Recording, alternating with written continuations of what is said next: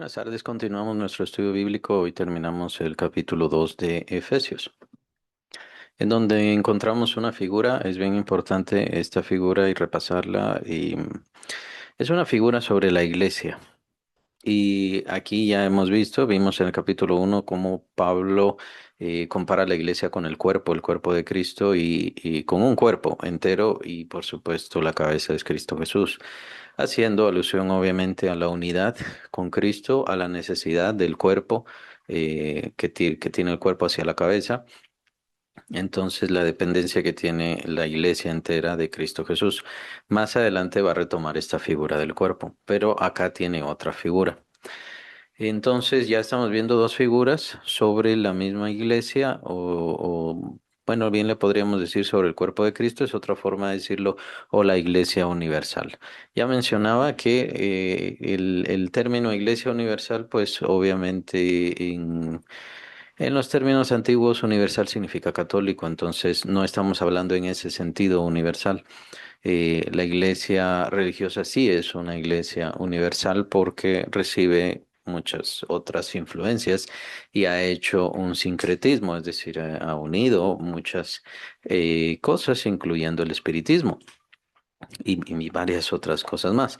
Entonces, en ese sentido es iglesia universal y obviamente en el sentido es iglesia universal porque todos se salvan, todos los que están en ella se salvan, no importa cuál es su creencia, cuál es su situación o qué es lo que piensa. Cuando hablamos de la verdadera Iglesia Universal, más bien debemos considerar a todos los que fueron integrados a la Iglesia del Señor Jesucristo, al cuerpo del Señor Jesucristo como miembros de él. Incluso podemos pensar a lo largo de las épocas y las edades de la Iglesia y por supuesto la Iglesia que está dispersa a lo largo de todo el planeta. Y ese sería el término verdaderamente universal, pero como existen disputas, desviaciones, malos entendidos y mala comprensión, entonces es mejor, me gusta utilizar más el término el cuerpo de Cristo.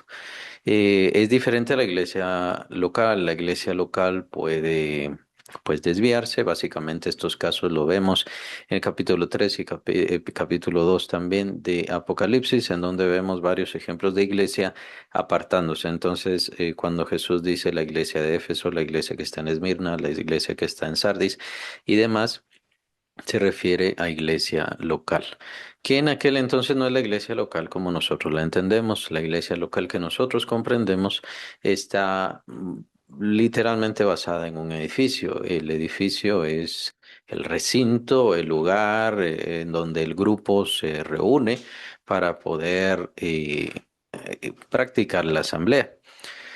En el caso de los tiempos de Pablo, los tiempos de Juan, como vemos en los tiempos de Apocalipsis, no existía ningún recinto. De hecho, sería muy peligroso tener algún recinto en donde se reunieran las iglesias. Cuando se habla entonces de Éfeso, en realidad se entiende es la iglesia, la ciudad. Y, Así que cuando vemos estas imágenes documentales, fotos o lo que sea, en donde se ve esta era la iglesia o aquí era el lugar donde se reunía la iglesia de Éfeso, pues en realidad no existe, eso no existió. Por supuesto que hay muchas ruinas en todas esas partes, en toda esa área del Mediterráneo, pero no hay una iglesia local específica con su edificio y aquí decía, esta es la iglesia de Éfeso o esta es la iglesia de Esmirna. Más bien se refiere a ciudades, a comunidades, a grupos de personas. A causa de esto es que surgió el obispado. El obispado o el ser obispo significa ser supervisor, es lo que significa la palabra obispo. Entonces, el obispo se encargaba de supervisar, esa era su función, supervisar a la congregación que estaba en una ciudad. Es decir, el grupo de creyentes que estaba en una ciudad. Y esto bien se puede considerar como puede ser que se hicieran ciertas listas, hubiera cierto conocimiento, diferentes zonas, así como en nuestras ciudades están divididas por zonas, por áreas, calles incluso, y demás. Entonces, en ese sentido, era el supervisor. Pero no es porque existiera un grupo de iglesias locales, recintos en donde se fuera a practicar el servicio o el culto. Esto era imposible. Era imposible porque la persecución era demasiado terrible. Y estas persecuciones continuaron básicamente hasta el tiempo de Constantino.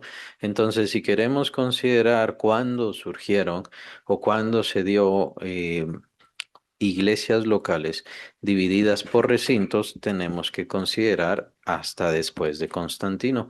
Y estamos hablando ya en el siglo cuarto. Esto es lo que se da.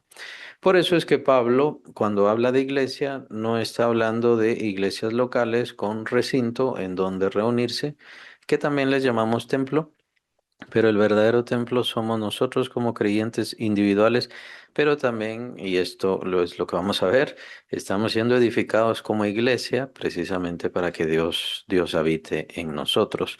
Es la diferencia de ideas que vienen a darse a través de Cristo Jesús con la venida del Espíritu Santo y la manifestación ya gloriosa de cuál es el propósito de Dios. Es decir, la idea del templo ya cambia, ya no va a ser este templo, este recinto en donde Salomón hizo grandes cosas, pero al mismo tiempo terminó siendo imperfecto. Y también Salomón hizo malas cosas, así como el pueblo siguió haciéndolo. Entonces,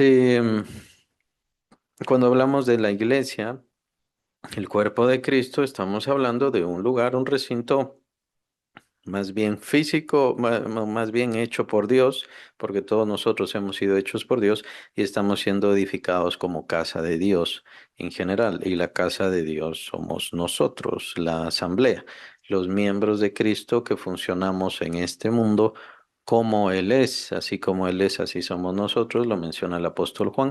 Entonces se supone, ese es el propósito, que funcionemos como Él es, que su presencia a través de nosotros se manifieste y tenga influencia sobre el mundo.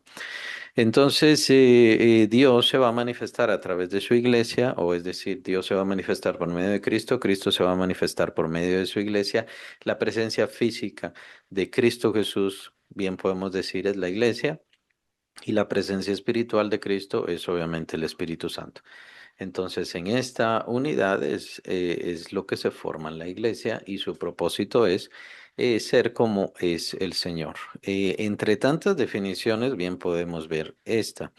Y entonces quedamos pendientes con los versículos 20, 21 y 22, mejor para verlos ahora. Dice estos tres versículos, capítulo 2, 20, versículo 20, 21 y 22. Edificados sobre el fundamento de los apóstoles y profetas, siendo la principal, perdón, piedra del ángulo Jesucristo mismo, en quien todo el edificio bien coordinado va creciendo para ser un templo santo en el Señor, en quien vosotros también sois juntamente edificados para morada de Dios en el Espíritu. Y entonces vemos los propósitos, vemos el fin, vemos el sentido. El sentido es que Dios more por medio del Espíritu en nosotros. Entonces es la presencia misma de Dios por medio del Espíritu, por medio de la iglesia. Por eso es que nosotros estamos siendo edificados y debemos ser edificados. Cada uno de los creyentes, más adelante vemos entonces la comparación con el cuerpo o la alegoría que utiliza Pablo. Pablo entonces empieza a utilizar varias figuras, ya vemos la del cuerpo, la vamos a seguir viendo porque Pablo la va a presentar mejor en el capítulo 4. Y por supuesto, más adelante Pablo va a presentar otra figura de la iglesia y esa figura es de la esposa. Entonces, como esposa, Pablo entonces va a representar el amor que Cristo tiene por su iglesia y el amor que debe tener su iglesia por el Señor mismo. Pero acá cierra Pablo su segundo capítulo precisamente con la figura de un edificio, con la figura de una edificación. ¿Por qué es importante esto y por qué es importante todas estas descripciones y diferencias que se dan?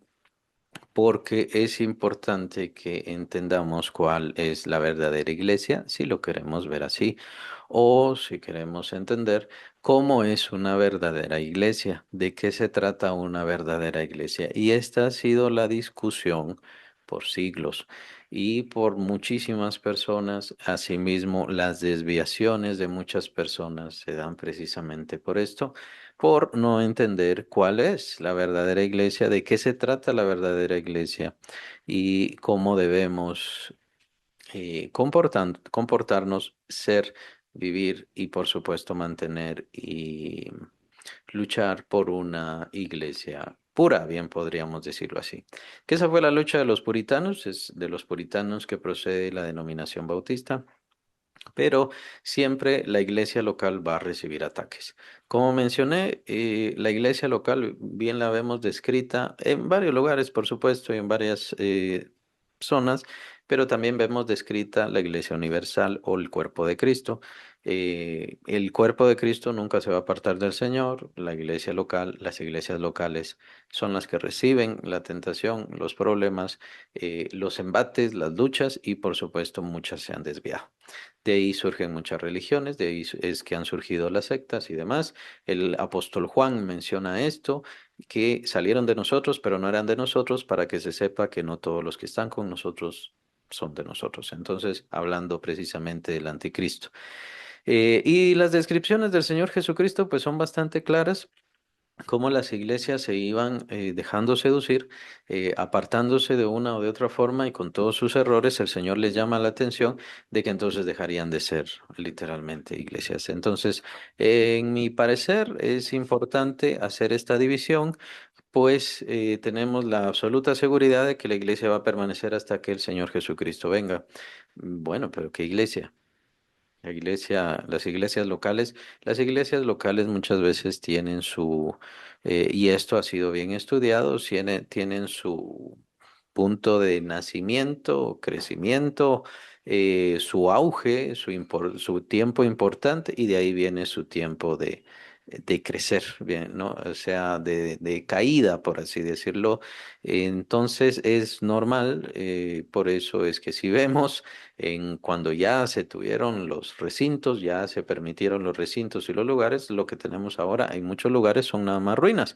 ¿Esto por qué? Porque no se trata de que la iglesia es el recinto, la iglesia es la iglesia local.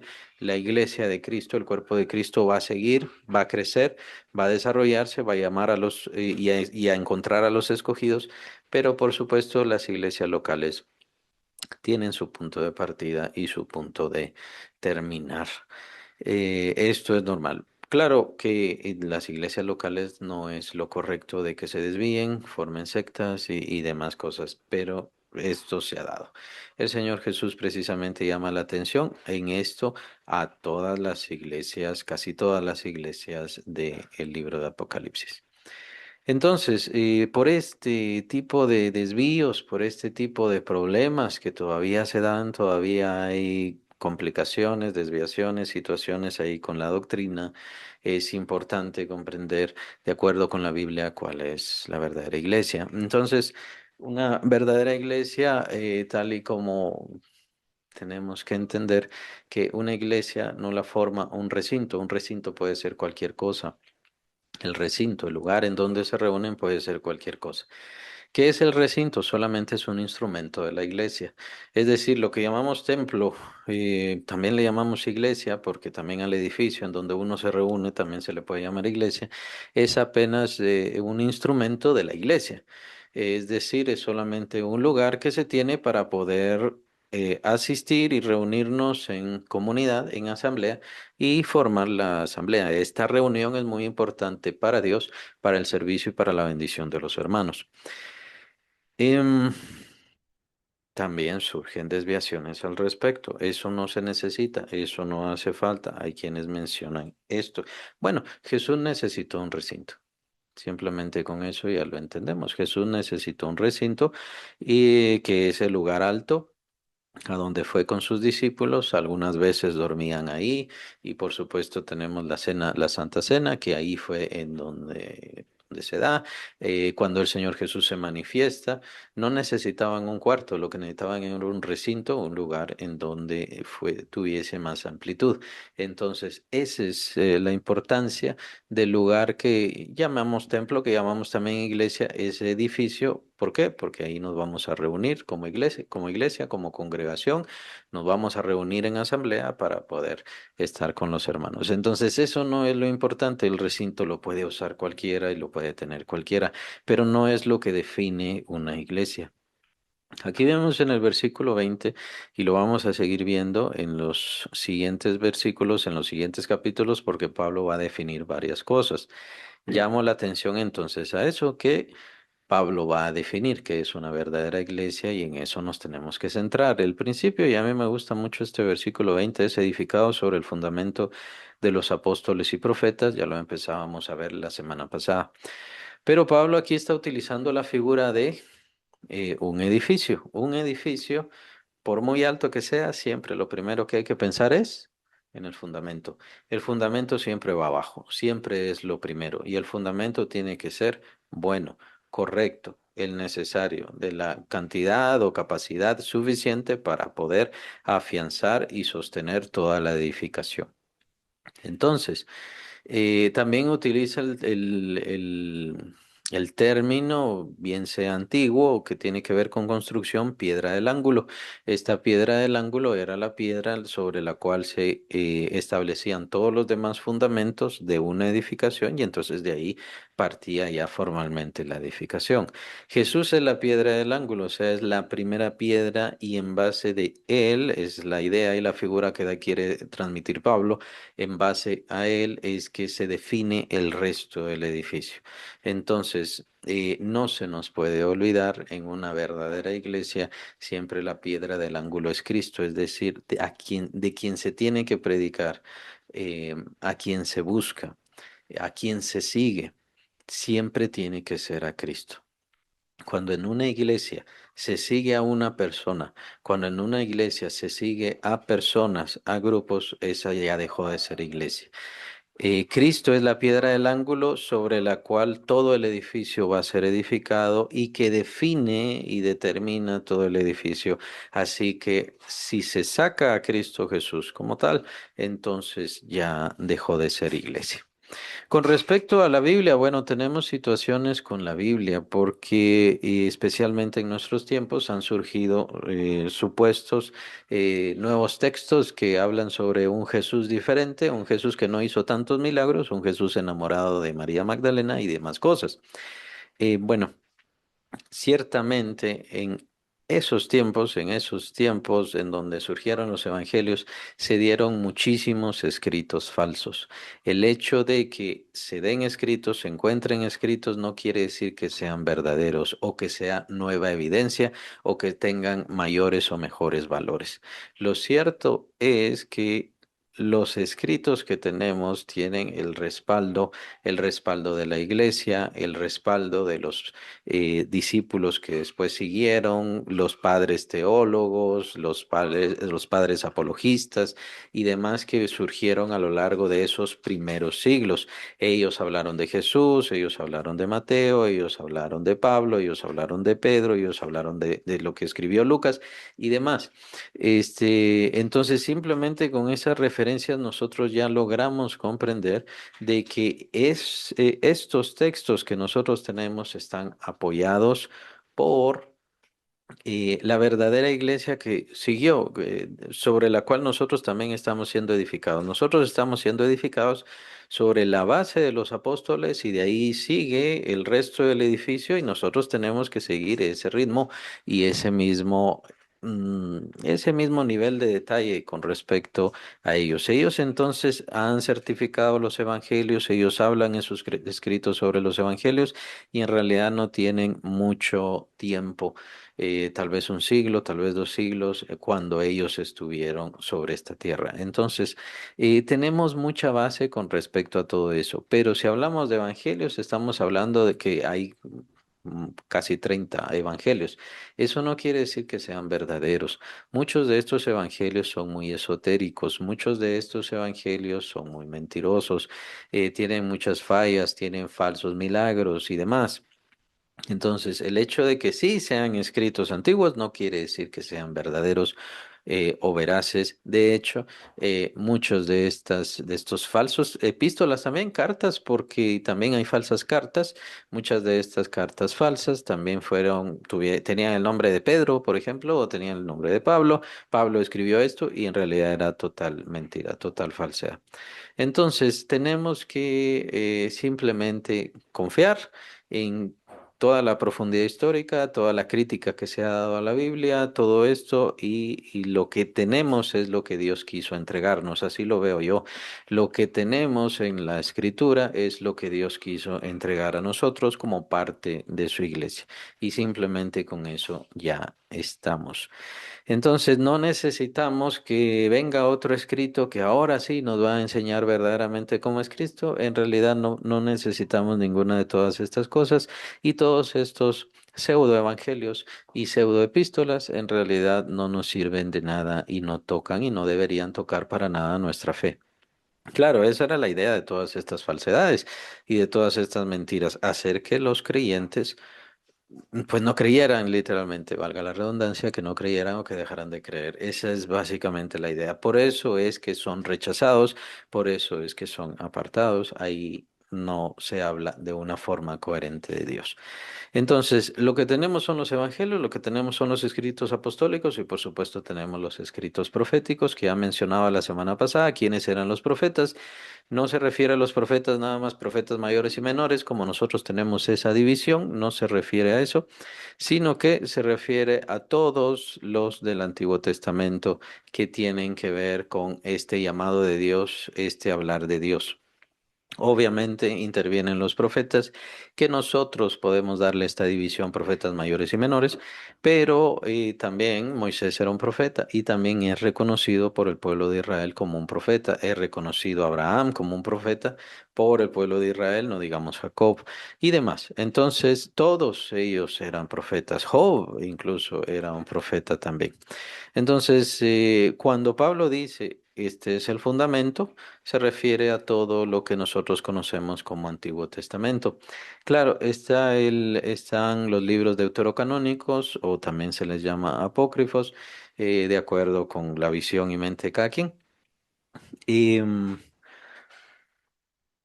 obviamente la base por la cual nosotros no creemos en eso es, pues obviamente Jesús no habló de ellos, Macabeos y demás, Judith y todos esos libros, no habló en ninguna referencia, y por supuesto los apóstoles tampoco hablaron en alguna referencia. Tenemos la cuestión de Baruch, que se considera que fue discípulo perdón, fue discípulo de Jeremías, pero básicamente sí tenemos el libro de Jeremías. ¿Para qué necesitamos o algún otro libro? Ahí tenemos ya el libro escrito completamente. Entonces, no se necesita más, no se necesitan más cosas. De la misma manera, puedo hacer la referencia de que Pablo no son las únicas cartas que escribió. Pablo escribió más cartas, lo menciona en Colosenses. Ahí lo vamos a ver cuando veamos el libro de perdón, la carta de Colosenses, que menciona que él escribe una carta a la Odisea. Pablo escribió más cartas. ¿Por qué no tenemos esas cartas? Porque para el Espíritu Santo, para Dios, simplemente era suficiente para nuestro crecimiento, desarrollo y todo lo demás, lo que ya tenemos. Entonces, claro, sería maravilloso tener esas otras cartas, pero simplemente todo esto se fue perdiendo con el tiempo. Pero esta base escritural es el fundamento. Tomen en cuenta entonces que cuando Pablo aquí habla de apóstoles y profetas, porque lo va a mencionar más adelante en el capítulo 4 con respecto a los ministerios, Pablo está hablando que el ministerio apostólico y el ministerio profético es el fundamento de la iglesia, o sea que el principio de la iglesia, en donde se basa toda la iglesia. Esto porque obviamente se tiene la referencia ahora de denominaciones que creen que existen todavía los ministerios proféticos y que existen los ministerios apostólicos, aunque Pablo aquí nos está haciendo la referencia bastante clara que estos dos ministerios son al principio, al inicio, es decir, son la base del edificio, son la base de la iglesia. Entonces, ahí ya tenemos una postura y una visión bastante clara al respecto. Existe y necesitamos más apóstoles, por así decirlo, no porque ellos fueron el fundamento. Se debe tener sucesión apostólica, no porque los apóstoles fueron el fundamento. El punto con el profetismo o con la creencia profética es que se debe creer al profeta como que es la voz de Dios, y eso ya no existe, eso ya no se da. La voz de Dios es el Espíritu Santo hablando por medio de la palabra de Dios, que es la Escritura. Y aquí lo vemos claro con respecto a que es por medio de los apóstoles y por medio de los profetas que se da precisamente la base de la iglesia. La base de la iglesia y la base de los creyentes. ¿Qué pasa si ponemos otro fundamento? ¿Qué pasa si traemos más apóstoles? ¿Qué pasa si tenemos, si damos ese permiso? Si damos ese permiso, entonces, si usamos la figura, estamos poniendo otro fundamento o echando otro fundamento. Estamos edificando sobre otra cosa que no es la iglesia del Señor Jesús. Eso es lo delicado. Y es lo delicado también del sectarismo, es lo delicado de ver a una persona muy ungida, demasiado ungida, con un gran don, con un gran ministerio. Hay que tener cuidado con todo esto, porque entonces se le permite a esa persona hablar en nombre de Dios mismo. Y hay que tener cuidado con eso. Hay que tener cuidado con muchos hermanos que se desvían considerando a las personas como que son, o a ciertas personas como que son la voz de Dios y viendo como que fueran la misma presencia de Dios. Pablo es bastante claro en cuanto a los apóstoles, existen señales de apostolado y las señales de apostolado era precisamente sanar a los enfermos directamente con su sombra, directamente con sus palabras, con su orden, con su mandato, con su ejecución. Entonces, perdón, se daba la sanidad completa. Esa es una de las señales claras. En nuestros tiempos, esta ya ni siquiera es una señal clara. Debería ser bastante claro para todos los creyentes que ya no hay fundamento porque no hay dos iglesias, no hay tres iglesias, no hay 20 iglesias. El fundamento son los 12 del Señor Jesucristo. Ese es el ministerio apostólico. Esos son los enviados por el Señor Jesús. Pero si queremos verlo así, bueno, esa sería otra de las señales del ministerio apostólico. La señal del ministerio apostólico es ser enviado por Jesús. Y ser enviado por Jesús, ¿qué quiere decir? Ser enviado por Jesús para dar alguna revelación nueva, profunda, suprema, superior o alguna cosa así. Y lo cierto es que desde que se dio la revelación apostólica, ya no se ha dado más revelaciones ni transformaciones con respecto a la iglesia. Sí se han dado muchas desviaciones. Y sí se ha dado mucha desviación precisamente por lo mismo, precisamente por considerar a estos que ahora están con nosotros y ponerlos en el mismo lugar de los apóstoles de Cristo. Ese es el problema. Tal vez no se les llama apóstoles directamente, pero de ahí viene precisamente lo que dice el Señor, vendrán muchos Cristos, vendrán muchos en mi nombre, es decir, vendrán muchos ungidos, muchos pseudo ungidos, pero son mentirosos. El espíritu del anticristo tiene que ver mucho con esto y despierta mucho esto y es precisamente por eso que necesitamos la convicción. Necesitamos la convicción para de una vez descartar todas estas personas. Y aún así, como mencionaba, aunque se den señales que no se dan, pues no se están dando de verdad, aunque se den señales, de todas maneras tenemos el fundamento de la iglesia ya puesto y el fundamento son los 12 del Señor Jesús. Entonces, la verdad es que no está tan difícil. No está tan difícil. Los tiempos, en los tiempos, perdón, antes del Señor Jesús, sí se daba la visión profética, el don profético y el ministerio profético, ciertamente.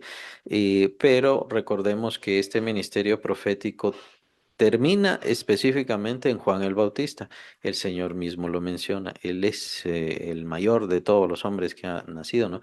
Pero ahí termina el ministerio profético porque de ahí viene, Él está dando lugar y está certificando y avalando al Mesías, que es el Señor Jesucristo, y entonces ya hay un cambio. Algunos le llaman dispensación, cambio dispensacional, bien se puede decir así, o simplemente es un cambio. De ahí en adelante Dios ya no va a usar más la idea del profetismo. Jesús es cierto que viene como profeta y es cierto que ha sido llamado como profeta incluso en el Antiguo Testamento, pero no es un profeta de antaño, es un profeta, es el rey, es sumo sacerdote y demás. Obviamente es hijo de Dios, es hijo del hombre y todas estas características que tiene Cristo. Cristo Jesús no es un profeta que viene a señalar algo o a señalar a alguien, sino que Él es el cumplimiento de toda la profecía pasada, de toda la profecía pasada. Entonces, Moisés habló de Cristo, Abraham habló de Cristo y demás. Todas estas promesas, profecías, David y el cumplimiento de la promesa del pacto que hace Dios con David, pues obviamente se dan en Cristo Jesús. Entonces, Jesús no es un profeta que viene a señalar, sino que Jesús es el cumplimiento de lo señalado, Él es el esperado. Claro, Jesús también tiene el don profético, Jesús también habla hacia futuro y da muchas profecías. Entonces, nos damos cuenta que quién es la base de la iglesia, el fundamento de la iglesia, y es sobre este fundamento que se debe sostener y mantener en pie toda iglesia si es verdaderamente iglesia del Señor Jesús. Pero ya vemos algunas desviaciones cuando damos ese permiso, así como con la Biblia. Bueno, pensamos, la Biblia tiene errores, entonces hay que poner alguna otra cosa, o a la Biblia le falta algo, entonces hay que traer otras nuevas cartas, nuevos libros y demás. Cuando damos esos permisos es bastante peligroso porque entonces estamos abriendo la puerta a otras cosas, a otra forma de entender. No es que nosotros consideremos la Biblia Dios mismo, no somos adoradores de la Biblia, aunque sí amamos la palabra de Dios, no somos adoradores de la Biblia, sino tenemos una convicción para mantenernos libres de falsas doctrinas. Sigue dándose supuestas revelaciones, siguen dándose supuestos revelados que vienen a traer supuestas nuevas enseñanzas. Y no es así. No debe ser así y no debemos dar permiso en ninguna manera. Un pastor es un cuidador del rebaño, pero no es el dueño del rebaño, no es el más importante del rebaño, ni tiene derecho a trasquilar, por así decirlo, usando la figura, y a arruinar a las ovejas. Más bien tiene que mantenerlas, sostenerlas, alimentarlas, guiarlas y darles aliento. También hay desviaciones con respecto a la adoración de los ministerios, por eso hay que tener mucho cuidado.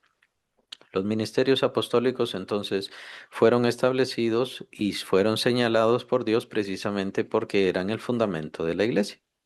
Por eso es que recibieron esos dones, por eso es que recibieron esos ministerios, por eso es que tuvieron ese llamado y toda esa profundidad de fuerza, de fe. Claro, no solamente eso, los apóstoles fueron los principales testigos de la resurrección de Cristo. No son los únicos, ya lo sabemos bien. Hubo más discípulos, pero los 12 son testigos de la resurrección de Cristo y con Pablo es testigo no solamente de un Jesús resucitado, sino también de un Jesús glorificado. Es decir, él lo vio en su resplandor mayor que la del sol. Entonces, ¿cuál fue el precio? ¿Cuál fue el precio a pagar, por así decirlo, de esta gran revelación de ver a Jesús resucitado y obviamente de ser el fundamento de la iglesia? Pues su martirio. Recordemos que todos los apóstoles fueron martirizados excepto Juan, el apóstol Juan. Bien, entonces la base pienso que está bastante claro. Podemos ir ahondando entre todas estas situaciones. Consideramos entonces que es, no podemos evitar la división denominacional. Precisamente la división denominacional se da a causa de la reforma. Y se da la división denominacional precisamente porque va entendiendo la iglesia poco a poco hacia dónde debe ir y cómo debe reformarse, literalmente. Recordemos que después, antes de la reforma, estaba solamente esta estructura eclesiástica, estas jerarquías y demás que eran contrarias a esto que menciona acá Pablo. Igual, más adelante vamos a ver todo esto. Entonces, solamente se permitía una iglesia y de ahí nadie más, y quien dijera algo, pues obviamente se le quitaba la vida, sus posesiones, a su familia y demás.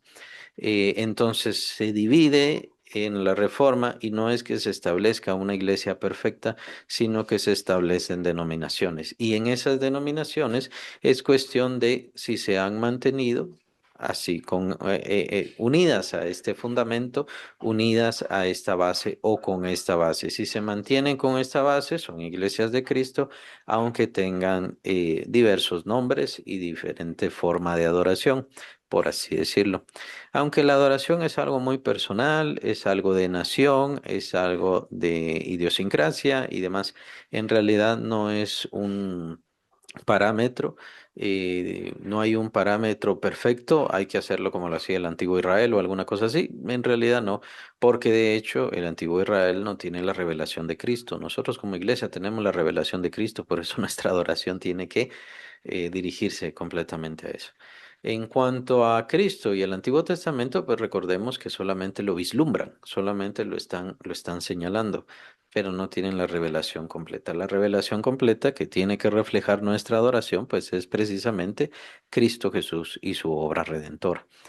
Entonces, no existe una forma específica de adoración, más bien esto se da a libertad, por así decirlo, pero están los parámetros fundamentales y estos parámetros fundamentales que nos determinan como iglesia es los apóstoles y profetas, o sea, el Antiguo Testamento y el Nuevo Testamento como la base de nuestra fe. Y en ese sentido sí creemos en los apóstoles. Pero dense cuenta que el fundamento se pone al principio y se pone en la base. No se van poniendo fundamentos y no siguen los fundamentos. Entonces, la idea de la jerarquía apostólica, de la sucesión apostólica, la idea de heredar los apostolados y de mantener los apostolados no es bíblico, sino que está en contra de esta escritura que estamos viendo. Es el fundamento. Entonces, nosotros tenemos una base apostólica, sí, y tenemos una referencia apostólica, unidad apostólica, sí. ¿Por qué? Porque es el fundamento de nuestra fe, es la base de nuestra fe. Si el Señor quiere levantar a otros apóstoles, pues entonces tendría que levantar el ministerio como tal y mantenerlo de esa manera, pero es precisamente lo que no vemos en nuestros tiempos. Es cierto que se han levantado personas y que en teoría tienen poder. No es que tengan poder, Dios contesta la fe de los creyentes, empecemos por eso. Un creyente que ora, un creyente que desea mucho, entonces puede ciertamente recibir su milagro por parte del Señor y el Señor tendrá misericordia. Por otro lado, que una persona junte 5.000 personas, 10.000 personas, 20.000 personas y empiece a hablar de supuestas visiones y empiece a hablarle al aire, eso no quiere decir que tenga poder. No el poder apostólico. El poder apostólico, veían a un paralítico ahí y le decían, queda sano en nombre de Cristo Jesús. Veían a un ciego ahí y le decían, queda sano en nombre de Cristo Jesús. Y ese era el poder que tenían los apóstoles. Entonces, estudiemos bien los milagros. No seamos tardos para oír, ni tan sujetos a fanatismo. Hay que tener mucho cuidado. Si en realidad quiere alguien ser fanático, que sea fanático de Cristo, de su obra redentora, de amor a Él, pero no de las personas. Las personas no vale la pena que sean fanáticos de las personas. Hay que tener mucho cuidado si se da el lavado mental, hay que tener mucho cuidado con eso. Ah, si se habla en contra de tal, entonces se habla en contra de Dios, porque entonces está en contra de la unción de Dios. No, no estamos en contra de la unción de Dios porque nadie tiene diferente unción a la que nosotros tenemos. ¿Cuál es la unción que nosotros tenemos? Al Espíritu Santo. ¿Qué unción tiene aquel, aquella y aquellos, quienes quiera que sean, si son verdaderos creyentes, tienen al Espíritu Santo? Así que no tienen una mayor unción, no tienen una grandeza, no tienen una supremacía, no están en ningún lugar de mayoría. Pero claro, las personas que están ahí oyendo y oyendo y oyendo todo lo que dicen, pues ciertamente entran en una fase mental de cierto fanatismo. Hay que tener cuidado con eso. Se enojan, se irritan, no pueden decir eso, no pueden hablar mal de esta manera. No estoy hablando mal, simplemente estamos viendo lo que dice la Biblia y hay que tener cuidado con esto. Lo cierto es que ya la iglesia de estos tiempos, de esta época, hablo en general, todas las iglesias están siendo adiestradas y preparadas para desviaciones, para que dejen de pensar, para que dejen de discriminar. Y esto es muy peligroso. Recordemos que eso fue lo que hicieron los Gálatas. ellos recibieron todo. Ellos recibieron todo como que era de Dios. Pablo entonces los elogia y dice, cuando nosotros fuimos y les hablamos, ustedes nos recibieron con los brazos abiertos y con mucho amor. Pero cuando llegaron los otros a enseñarles mentiras, también los recibieron con los brazos abiertos y con mucho amor.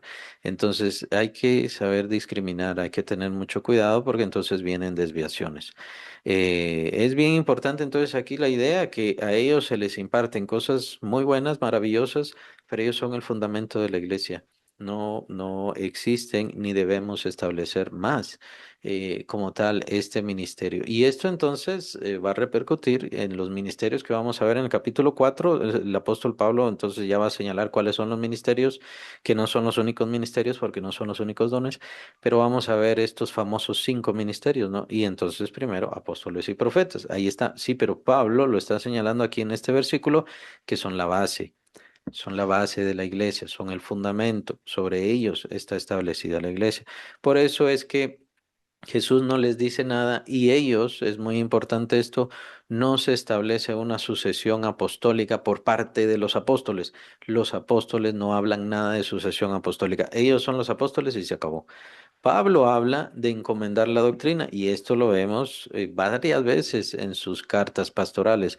Vemos que Pablo encomienda la doctrina a Timoteo y a Timoteo que le dice, tú encomienda, encarga a hombres fieles que enseñen a otros. No está hablando de sucesión apostólica. Y en este caso, si lo vemos en una forma tácita, Pablo nos aclara bien. Pablo tomando a Timoteo, que era su hijo en la fe, su hijo de corazón, de cariño, ¿no? Él le llama de esa manera, y Pablo no le deja su apostolado. Entonces, si hubiera sucesión apostólica, o se lo deja a Pablo o se lo deja a Lucas. Y no existe ni una referencia entre estos dos grandes discípulos muy queridos por el apóstol Pablo, pero no recibieron sucesión apostólica. Pablo sí dice que has recibido dones, que él le ha dado dones y que el presbiterio le ha dado dones. Ese presbiterio es un concilio de ancianos, o sea, de pastores. Son pastores. Cuando se habla de presbíteros, también se habla de pastores. Eh, Le han dado dones, pero eso no quiere decir ya ha recibido mi ministerio. Esa es otra interpretación. Esos ya son otros sentidos que pueden tomar otras personas y hay que tener mucho cuidado. Toman estos textos como base para yo recibo el don y también se lo puedo dar a quien yo quiero. Entonces, quien yo quiero está bajo mi cobertura. Lo de la cobertura tampoco existe. No hay base bíblica para tal situación, pero si se da esta dependencia, como estoy con la cobertura de tal, entonces yo necesito a tal para que me dé cobertura y también le doy ofrenda, por supuesto, y le doy dinero y demás, que en todo esto también se mueve mucha la cuestión del dinero. Versículo 21, en quien todo el edificio, bien coordinado, em, va creciendo para ser un templo santo en el Señor.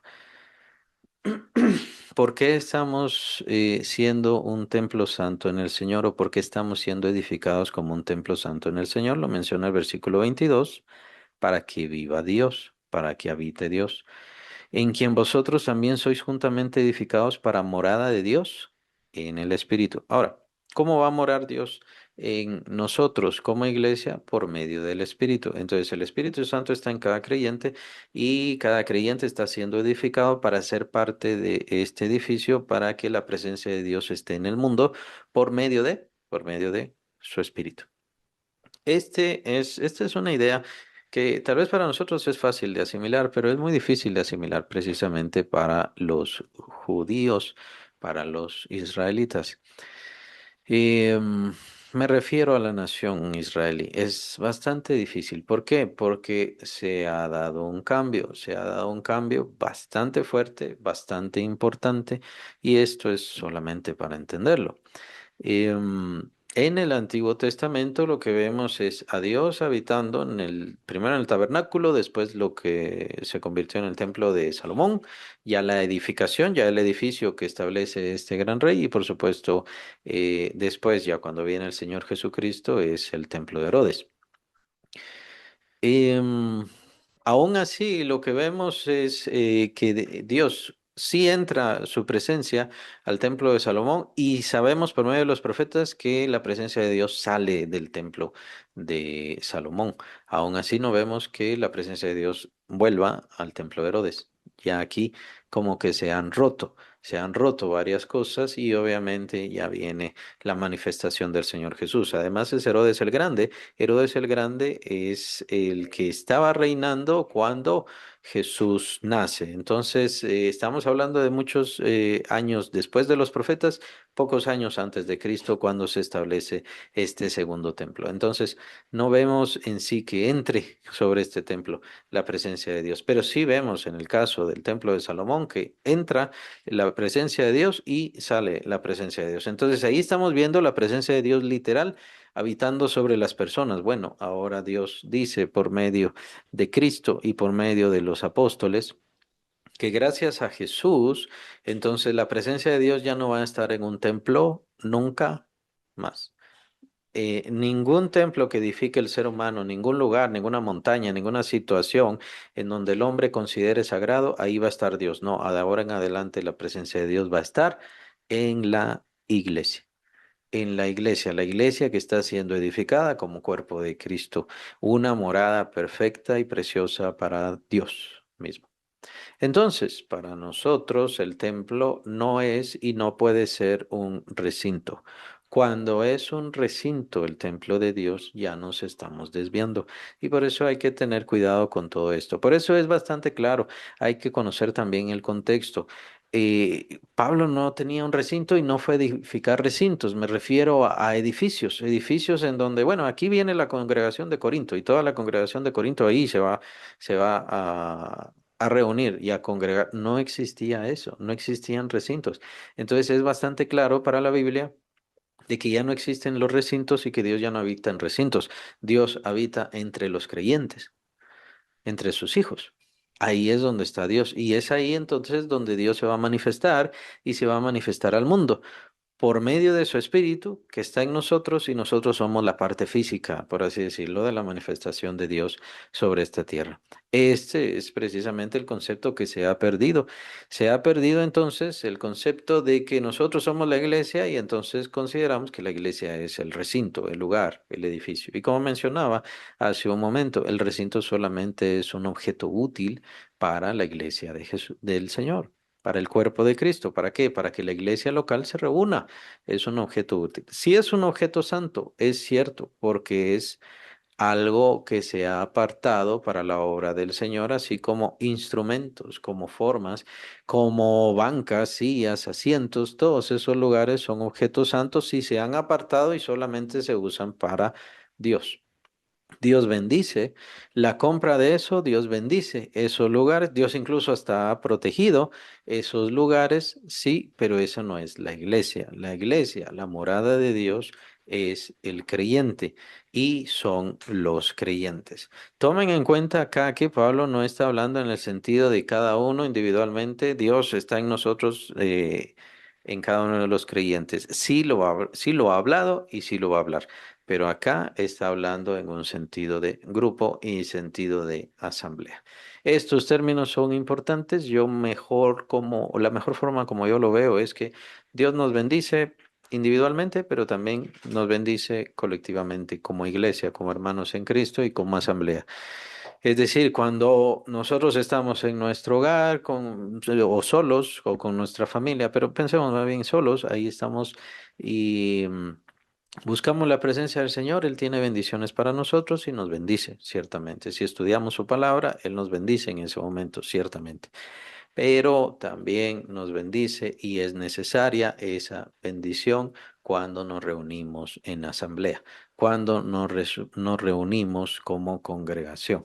Entonces aquí Pablo está hablando en sentido congregacional, está hablando en sentido colectivo. Todos estamos siendo edificados precisamente para que Dios habite.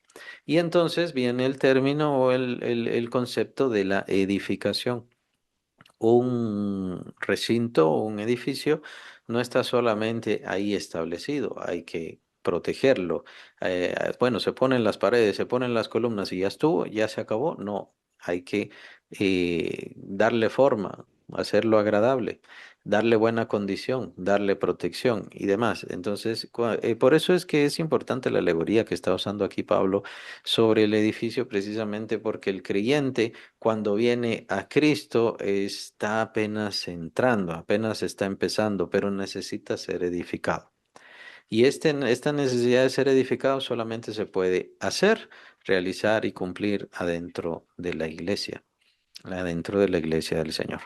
Claro, nosotros no vamos a ver el cuerpo de Jesús en todo el mundo, no lo podemos contemplar. Por eso es que la manifestación más literal, más directa del cuerpo de Cristo, pues obviamente es la iglesia local. Cuando vamos a una iglesia local, entonces ahí estamos viendo la manifestación más directa, inmediata y más cercana a nosotros individualmente de el cuerpo de Cristo. Entonces, ¿es necesario? Sí, son necesarios. ¿Es necesario que yo sea parte de una iglesia local? Sí, es necesario que sea parte de una iglesia local. Vamos a seguir viendo por qué, pero es precisamente aquí vemos ya un concepto porque necesita edificación. Está siendo edificado, está siendo edificada. Necesita edificación, necesita crecimiento porque está siendo construido. Es la figura que está dando acá Pablo, está siendo construido como esa casa especial e importante para que Dios se manifieste. Entonces, sí, ya somos templo, sí, ya somos templo, pero al mismo tiempo estamos siendo edificados, es decir, estamos siendo acondicionados, estamos siendo preparados, estamos siendo mejorados. Estamos siendo transformados, eso es lo que vimos en el capítulo 3 de Segunda de Corintios, estamos siendo transformados. Por eso es que también el capítulo 8 de Romanos nos indica que estamos siendo transformados o siendo hechos a la imagen de Cristo Jesús, a la forma. Estamos cambiando de forma, literalmente. Ese es el objetivo del creyente en esta vida. Estamos cambiando de forma y convirtiendo o siendo transformados a la forma de Cristo Jesús. ¿Por qué es necesario esto? Porque Dios quiere habitar en nosotros. Y ya habita. Bueno, sí, alguien dirá sí, ya habita, sí, pero la idea es que se manifieste, la idea es que se muestre. Como menciono, nosotros como iglesia seríamos la imagen visible del cuerpo de Cristo, la forma visible del cuerpo de Cristo, ya que está en esta tierra, en estos tiempos. Eso es la iglesia. Entonces, la iglesia es la presencia misma de Dios. No es que sea Dios, sino que es en donde Dios habita y con lo que Dios se manifiesta. Ya Dios entonces ya no se va a manifestar en una nación por medio de un templo. Por eso es lo difícil de comprender de esto, especialmente para aquellas personas que tienen cierto apego hacia el Israel y hacia el Israel antiguo. Hay que tener cuidado con esto. También se están dando desviaciones doctrinales al respecto, en donde los creyentes están poniendo los ojos en Jerusalén. La verdad es que ya no hace falta poner tanto los ojos en Jerusalén. Jesús vendrá, Jesús está bien, posará sus pies sobre el monte de los olivos y todas estas profecías que se mencionan. Y por supuesto tenemos la profecía de la Nueva Jerusalén. Pero eso no quiere decir que nosotros doctrinalmente tengamos que gastar tiempo con respecto a señalar a Israel. Y se están dando, ya llevan unos cuantos años esta unión entre una especie de judaísmo y, bueno, no quiero usar esa palabra para que no tenga otros contextos, pero todo esto que tiene que ver con los judíos actuales y la unión entre los evangélicos. Hay que tener mucho cuidado con esto. El propósito del evangélico no es darle permiso y bendición en todo lo que haga a los judíos. Ese no es su propósito. Nuestro propósito es que more Cristo sobre esta tierra y lo hace a través de nosotros. Ese es el propósito. A medida que yo voy mejorando y creciendo como creyente, Dios se va manifestando cada vez más. Obviamente es Cristo Jesús, por medio de la persona de Cristo, mostrándose más a través de mí, a través de lo que soy y a través de lo que hago. Tiene que ver entonces con lo que ya vimos en el versículo 10 de este mismo capítulo, que somos hechos En Cristo somos creados de nuevo en Cristo Jesús para buenas obras, pero estas buenas obras no son cualquier buena obra. Estas buenas obras son obras preparadas por Dios. Son obras preparadas por Dios, pero ahora ya vemos que por medio de la iglesia es Dios quien empieza a manifestar esas buenas obras. ¿Y cuáles son esas buenas obras? Dios manifestándose a través de nosotros. Dios mostrándose a través de nosotros. Y no solamente eso, sino que Dios actuando a través de nosotros, bendiciendo a su misma iglesia. Entonces, tenemos que entender que hay un plan, hay un objetivo, hay un propósito. Las buenas obras no son las buenas obras como las ha enseñado y muchos que vienen de la religión, lastimosamente, no se les quita eso. La religión ha enseñado, bueno, ¿cuáles son las buenas obras? Darle de comer a los hambrientos, ayudar de tanto en tanto a los pobres, ¿no? Ayudar a la gente mayor que no tiene fuerza. Y bueno, ya, esas son las buenas obras, no son las buenas obras. Las buenas obras han sido preparadas por Dios, ya están predestinadas por Dios. Es un camino que Dios ha determinado o que Dios ha puesto delante de nosotros para que vayamos haciendo esto. ¿Y esto qué quiere decir o qué tiene que ver? Tiene que ver con la iglesia mostrando a Dios a través de sí misma, a través de nosotros. Nosotros somos templo de Dios y el significado y el propósito de esto es que Dios se muestre y viva cada vez más y más sobre la tierra. La pregunta es entonces, y Dios se ha mostrado cada vez más y más por medio de la iglesia. Y esta es la lucha, este es el conflicto, este ha sido el grave problema.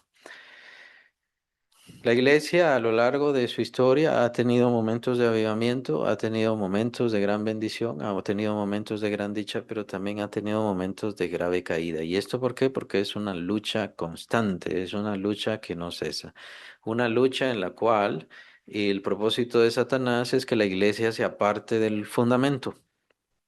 Si la iglesia se aparta del fundamento, que ya sabemos cuál es el fundamento, los apóstoles y profetas, y la piedra del ángulo Cristo, cuando la iglesia se aparta de ese fundamento, la iglesia deja de ser iglesia.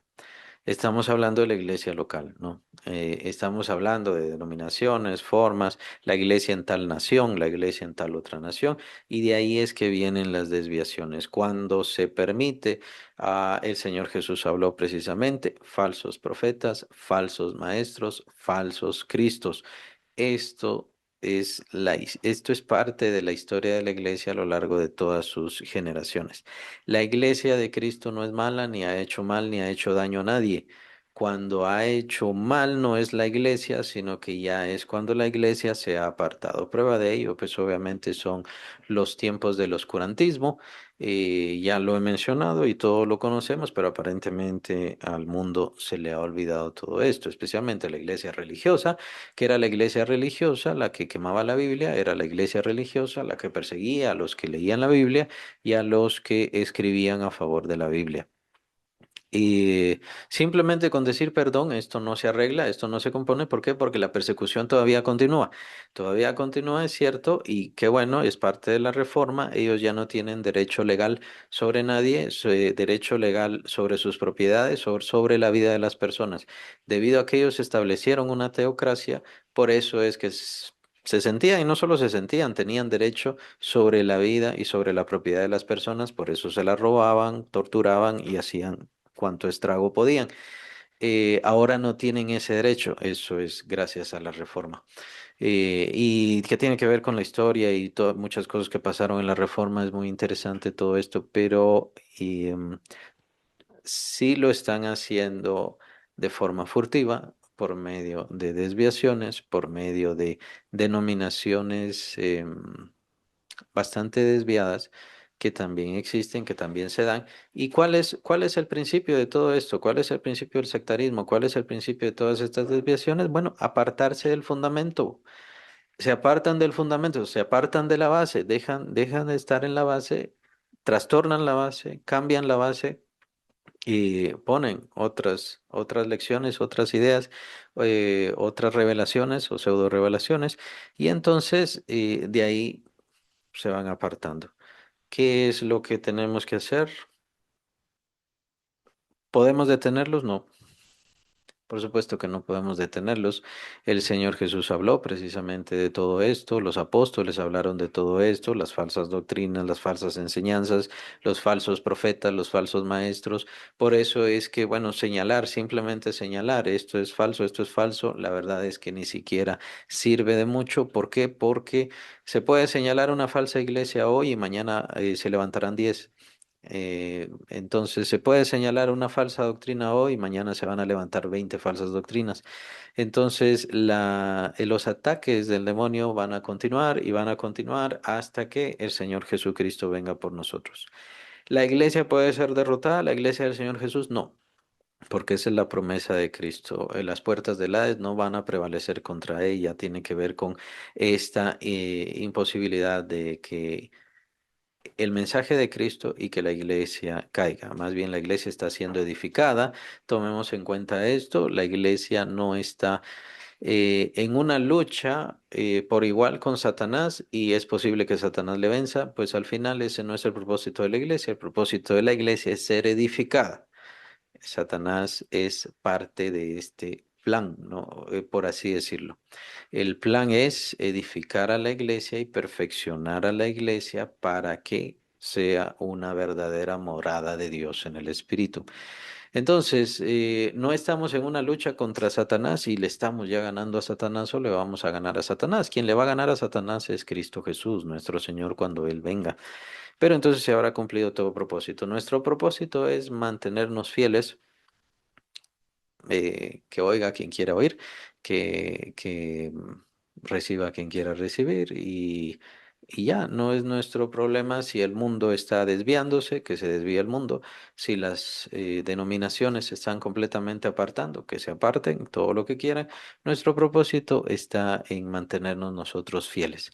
Es lo que le menciona Pablo a Timoteo, hablando de si tú mantienes la doctrina, si tú mantienes la enseñanza, te vas a salvar a ti mismo y a los que te oyen. Entonces lo que nos preocupa es nada más quienes nos oyen. Y no que nos oigan como solo me tienen que oír a mí. Eso es parte del sectarismo. Solo me tienen que oír a mí y solo me tienen que creer a mí. No, no necesito que me crean. No dependo con que nadie me crea. Simplemente expongo la palabra como la conozco, como la veo y como la entiendo. Y es bueno los estudios son muy buenos, mucha gente se aparta a causa de los estudios, ya no les es suficiente la palabra de Dios, ya no les es suficiente la Biblia, entonces necesitan más, otros eruditos, otras mentes y demás. El problema es que no se dan cuenta que empiezan a apartarse de la base, hay que tener cuidado con eso. No digo que sea malo leer a otros, es bueno leer muchas otras cosas, es bueno leer muchas otras ideas, pero si tiene la base y se mantiene fiel en convicción a la base, entonces no tiene por qué preocuparse de ataques y de otros problemas. La iglesia de Cristo entonces siempre va a permanecer fiel. El problema es que las iglesias locales son las que se desvían. Pasó con la religión, pasó con otras religiones también que se dan, en los sectarismos de donde viene la iglesia mormona, la iglesia de los testigos de Jehová. Ellos surgieron, salieron de denominaciones y entonces quieren reformar y transformar precisamente la base. Tomemos en cuenta que la religión de los testigos de Jehová se basa en nuevos profetas, en el profetismo de pseudoprofetas y de hecho falsos. Las profecías fueron completamente falsas y ellos lo saben y ellos lo entienden. Bueno, los que están arriba, ¿no? Porque el problema con la gente normal, la gente común, es que simplemente no le interesa, solamente que le digan las cosas y ya estuvo. Entonces hay que tener cuidado, hay que pensar bien. Es una religión que está basada en falsas profecías, profecías que decían, bueno, Jesús ya viene tal año y venía este año y no pasaba. Entonces dijeron, bueno, no, vamos a corregir, profetizamos que Jesús viene tal otro año. Eh, es un hombre, Charles Russell, profetizamos que Jesús viene tal otro año, tampoco pasó y así fueron como 5 veces. Total dijeron, bueno, no, es que lo que pasa es que Jesús ya vino. Jesús ya vino y solamente que vino espiritualmente. Entonces, por eso es que el reino de Jesús ya está, el reino de Jesús ya está, solo que es invisible, y de ahí surge eh, esta religión del reino, que es la de los testigos de Jehová. En base a falsas profecías, pero es precisamente por seguir creyendo en el profetismo, por seguir creyendo que existen profetas. Y como él es profeta y como ella es profeta, entonces hay que creerle todo lo que dice y todo es revelación de Dios, o más bien, si es que cree de verdad en que son profetas. Si alguien cree que tal o cual persona es profeta, entonces tiene que creer todo lo que dice como que viene de Dios. Ese es el profetismo. Ahora, puede darse el don profético, puede darse, pero es muy escaso y es muy pobre, creo yo, por la falta de crecimiento y de desarrollo espiritual de los creyentes. Los creyentes ya no están oyendo. Y es bueno que el Espíritu Santo entonces esconda todo esto. ¿Por qué? Porque los creyentes toman el don profético como adivinación y la adivinación netamente es satanismo. No podemos hacer parte al Santo Espíritu de Dios en eso. Entonces voy a la iglesia a que me den profecía. Voy a la iglesia a que me den qué es lo que tengo que hacer. Eso ya, ya raya en adivinación. Hay que tener cuidado. Pero cada quien es libre, cada quien es libre en su denominación, cada quien es libre en su forma de orar, cada quien es libre en su forma de pensar, pero hay que tener mucho cuidado y sobre todo mantener la coherencia bíblica. Más adelante, ya en el capítulo 3 entramos a cosas bastante profundas con respecto a que Dios se manifiesta en nosotros y estos conocimientos que tienen que ver ya con el... em, parecernos más a Cristo y actuar más como Cristo y en eso que Dios habite más y se manifieste más y más a nosotros. Hay que ver que todas estas cosas son maravillosas, son sublimes, pero van a exigir más de nuestra vida y el creyente en su vida de crecimiento no solamente es conocer a Dios y conocer a Cristo, sino que también entregarse más. Eso es lo que significa el crecimiento para el creyente, entregar más su vida, entregar más lo que es y dejar que Dios haga su obra en nosotros. Hablando de que no es que nos convertiremos en títeres de Él, sino que más bien vamos a pensar como Él, desear como Él, amar como Él, sentir como Él, buscar como Él eh, y sentir por sobre todas las cosas, así como Él siente. Tendremos dolor entonces, o sentiremos dolor, pero no por que no tengo esto o porque no tengo aquello que quería, sino por el mal de las demás personas. Y ese sentimiento lo que va a hacer es que nos entreguemos más a las personas. Bueno, ya iremos viendo todo esto, pero el apóstol Pablo es bien claro, muy interesante la figura que nos da de un edificio, la iglesia. Entonces tenemos que compararla así como un cuerpo, ya lo vimos en el capítulo 1, tenemos que compararlo como con un edificio. ¿Y qué es lo que estoy haciendo yo como maestro? ¿Qué es lo que están haciendo como maestros, como maestras, como predicadores, como evangelistas? Bueno, los evangelistas pues obviamente están integrando nuevas personas a la iglesia, ¿no? Ellos están apoyando a la iglesia en que nuevos convertidos vengan. Pero ya maestros, ya pastores, ya todos estos dones ya de cuidado tienen que ver con la edificación de ese nuevo creyente y por supuesto el evangelista tiene que participar en esto, tiene que esforzarse en esto, tiene que participar en que el creyente crezca. Siempre está la idea del crecimiento. Y ya tiene la salvación el creyente, sí, pero siempre se mantiene la idea de que crezca su fe, que crezca su mente, que se desarrolle, que se una más, que se parezca más a Cristo. Siempre está esa idea. A lo que voy es que tenemos que tener la seguridad y la confianza de la salvación, pero eso no quiere decir que nos sintamos confiados para no hacer nada, que es lastimosamente la idea que se da ahora, una gran idea que se da ahora. Ya recibió a Cristo, ya estuvo, ya es creyente, ya aceptó, ya estuvo. Ya. Sí, en algún evento, en alguna situación recibió a Cristo. ¿Va a la iglesia? No, no va a la iglesia. ¿Pertenece a alguna iglesia? No, no pertenece a una iglesia. No tiene ninguna conexión con una iglesia local. Bueno, entonces, francamente, no es creyente, o al menos no está siendo edificado como creyente. ¿O cuánto tiempo hará falta para que esa persona pierda su fe si no es que ya la perdió? que ya tal vez en algún momento sí fue sembrada ahí la fe, pero ya la perdió. O sea, sí es vital, sí es necesario.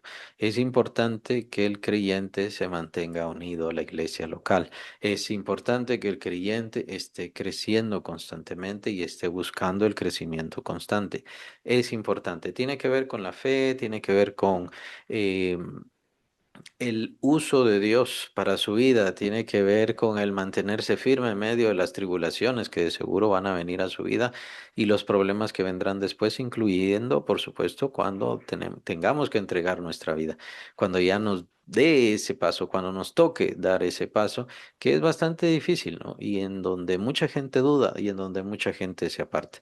Si la gente se aparta del Señor Jesús por dinero, por persecuciones, por conflictos, por problemas, y a veces hasta por pasiones, pues ciertamente es importante para todos los creyentes que crezcamos, maduremos y nos mantengamos firmes en nuestra convicción para que cuando vengan problemas, entonces nuestra convicción se mantenga siempre ahí. Y que funcionemos como verdaderos creyentes. Ser creyente no es simplemente decir soy creyente, hay que funcionar como creyente, hay que vivir como creyente, hay que actuar, hay que pensar, hay que desear y también hay que reaccionar. Muchas veces nuestras reacciones son de malos creyentes. No es que no seamos creyentes, sino que no hemos dejado que el cuidado de Dios y la protección de Dios y la transformación de Dios en nuestra vida pues llegue a eso. Hasta, bueno, yo ya no siento ira, yo ya no siento enojo, me hicieron tal cosa, no me molestó, me siento bien, me siento en paz. Lo cierto es que la atención bíblica a todo esto es bastante clara. Dios tiene efecto sobre cada parte de nuestro ser, cada parte de nuestra conciencia, cada parte de nuestra mente. Dios tiene efecto y busca tener efecto. No quiere decir controlarnos, sino que nos parezcamos cada vez más a Él y que seamos transformados cada vez más como Él es. Y es fundamental para esto la iglesia. La iglesia es vital para que esto se dé. Afuera de la iglesia no se va a dar. Afuera de la iglesia va a retroceder. ¿Hasta qué punto? No lo sé, pero va a retroceder.